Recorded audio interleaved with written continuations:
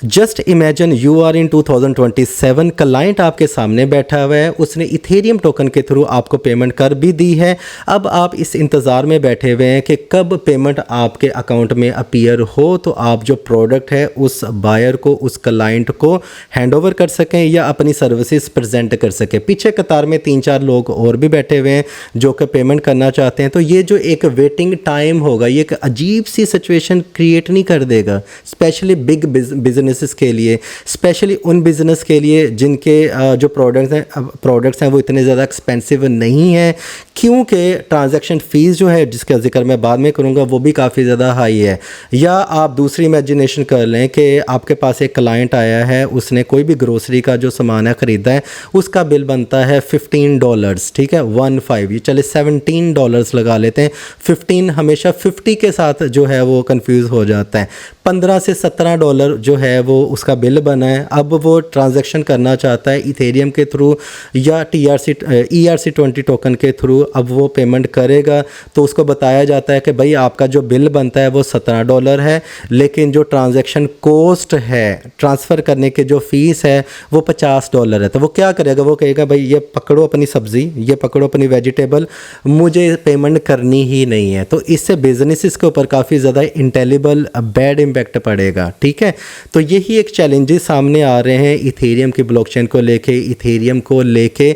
हम आज की डेट में चूँकि क्रिप्टो करेंसी में हम ट्रेडिंग ज़्यादा करते हैं, इसका ज़्यादा यूज़ केस रियल में नहीं है, ठीक है। तो वहाँ तक तो बात ठीक है, क्योंकि इथेरियम के ऊपर इस टाइम पे सबसे ज़्यादा डैप्स बिल्ड हुई हैं। डैप्स किसको बोलते हैं? डिसेंट्रलाइज ऐप्स को बोलते हैं। डिसेंट्रलाइज ऐप के अलावा जो अदर टोकन्स हैं जिनके ऊपर आप ट्रेड करते हैं वो भी इथेरियम के ऊपर अभी ज़्यादा बनी है, क्योंकि ये काफ़ी ज़्यादा सीनियर है और 2014, 15, 16 से ये काफ़ी ज़्यादा मार्केट में इन भी है। सोलाना हो गया, सुई हो गया, अदर जो ब्लॉकचेन्स हैं वो बाद में आई हैं, ठीक है।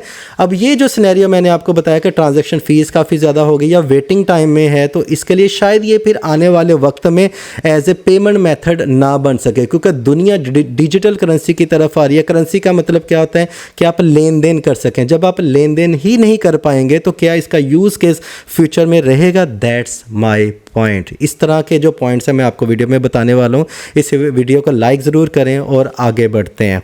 सबसे पहले मैं आपको कुछ इसके प्लस पॉइंट बताता हूँ, फिर मैं आता हूँ कि इसके अलावा और कौन सी ऐसी ब्लॉकचेन है जो कि मुझे लगता है कि शायद आने वाले दिनों में इसको रिप्लेस कर दे, ठीक है। इस टाइम पे जो सबसे ज़्यादा क्रिप्टो कॉइन्स बने हुए हैं वो बने हैं इथेरियम के ऊपर, और जो इथेरियम कॉइन है वो आपको भी पता है कि कॉइन मार्केट कैप के ऊपर इसका जो रैंक है वो नंबर 2 है, ठीक है। हो सकता है कि 2027 में, 2030 में जब रियल केस इसका आ जाए तो इसका रैंक 2 ना रहे, नीचे आ जाए, इसकी जगह पे इसको कोई और चीज़ रिप्लेस कर दे। वो क्या है? वो टोकन है सोलाना कॉइन, ठीक है। फिलहाल जो सोलाना को भी काफ़ी ज़्यादा चैलेंजेस का सामना है और इथेरियम को भी काफ़ी ज़्यादा चैलेंजेस का सामना है। अब हम चूँकि ज़्यादातर फोकस इथेरियम के ऊपर है कि क्या इथेरियम, देखें जो क्रिप्टो करेंसी में जो इन्वेस्टर्स हैं वो मोस्टली लॉन्ग टर्म का जो विजन लेके चलते हैं।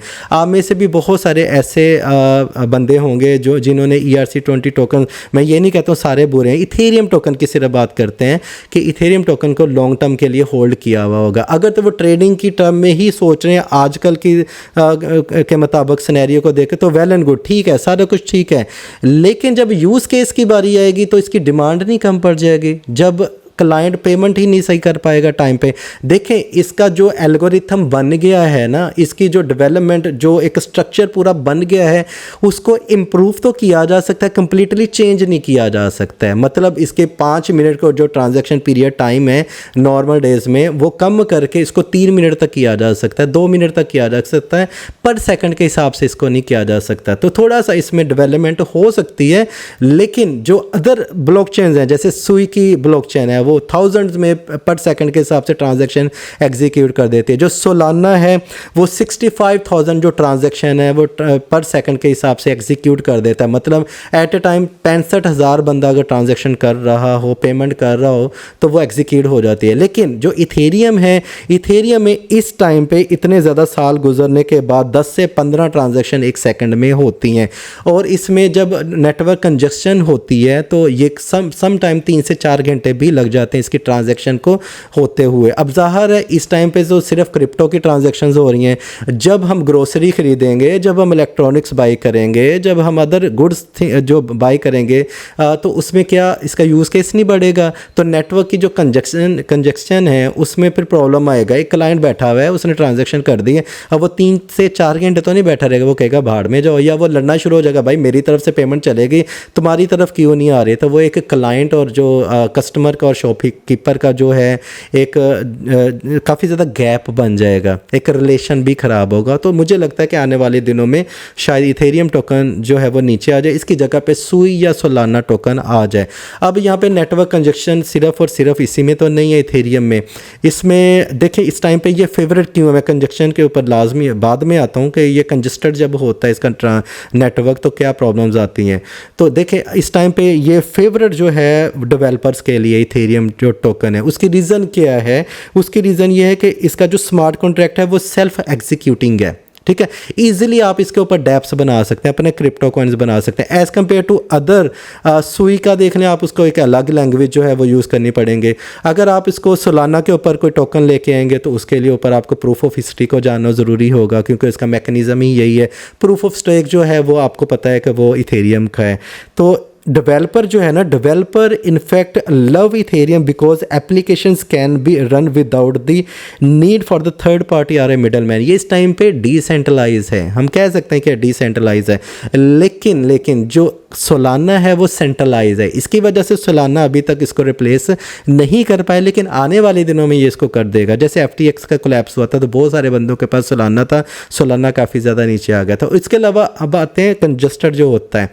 देखिए नेटवर्क जो कंजस्टेड होता है इथेरियम का, वो हमेशा जब इसकी डिमांड बढ़ती है तो लाजमी होना ही होता है। सोलाना का भी आउटेज पीरियड्स आते हैं, लेकिन 1-1.5 साल से इसमें कोई मेजर आउटेज नहीं आया है।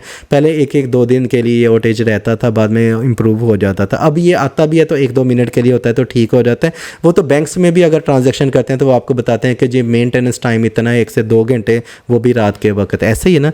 तो सोलाना जो है इसके ऊपर जो है वो काफ़ी ज़्यादा ट्रांजैक्शन भी हो रही है। डेक्स का अगर वॉल्यूम देखें तो सोलाना जो है वो मुझे लग रहा है कि शायद इथेरियम को रिप्लेस कर सकता है आने वाले दिनों में। आप मेरी बात से डिसएग्री भी कर सकते हैं, एग्री करते हैं तो मुझे आप कमेंट बॉक्स में कमेंट करके बताएं, डिसएग्री करते हैं तो फिर भी कमेंट बॉक्स में मुझे कमेंट करके ज़रूर बताइएगा, ठीक है। अगर हम इथेरियम की इस टाइम पे बात करें, देखिए जैसे मैंने आपको बताया कि इसके ऊपर डैप्स और क्रिप्टो कॉइन ज़्यादा बन रहे हैं, इसलिए इसके ऊपर ज़्यादा डिमांड है। और फिर हिस्ट्री में जो कॉइन्स बन चुके हैं वो भी फोर्स हैं इस टाइम पे कि वो ERC-20 टोकन्स को जो है वो ब्लॉकचेन को, इथेरियम के ब्लॉकचेन को वो यूज़ कर रहे हैं। अब सोलाना के ऊपर ज़्यादातर मीम्स टोकन आ रहे हैं। हम कहते हैं ना कि डेक्स के ऊपर इसका वॉल्यूम काफ़ी ज़्यादा बढ़ा है, इसने इथेरियम को सरपासिस कर दिया है।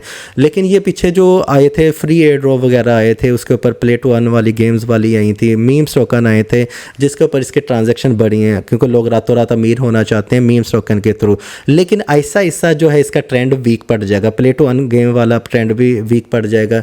इसके अलावा जो है वो मीम्स टोकन का ट्रेंड भी वीक पड़ जाएगा। फिर इसके बाद सोलाना कैसा बिहेव करता है वो फिर बताएगा कि इसको ये रिप्लेस करेगा या नहीं करेगा। लेकिन आज की डेट में ये तो कन्फर्म है कि शायद इथेरियम ऐसा ऐसा नीचे आ जाए।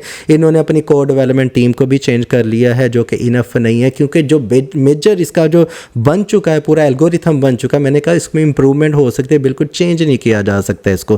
फिर इसको तेज़ करने के लिए सहारा लेना पड़ता है लेयर 2 प्रोजेक्ट्स का। खैर वो एक अलग है। अगर आप लेयर 2 प्रोजेक्ट्स लिख के, क्रिप्टो नोट्स लिख के सर्च करें तो आपके सामने वो सारी डिटेल भी आ जाएगी। तो बिजनेस को जो मेजर प्रॉब्लम आने वाला है वो ये है कि टाइम पे ट्रांजैक्शन नहीं होगी, और सम टाइम $5 के वर्थ ऑफ टोकन को एग्जीक्यूट करने के लिए, ट्रांसफ़र करने के लिए $10 से $15 भी फ़ीस देनी पड़ती है। तो ये मेजर चैलेंजेस आ रहे हैं as a business point of view से। मैं आपको बताऊं इथेरियम को लेके मुझे लगता है ये नीचे आ जाएगा, फिर सोलाना और सुई पर आ जाएगा।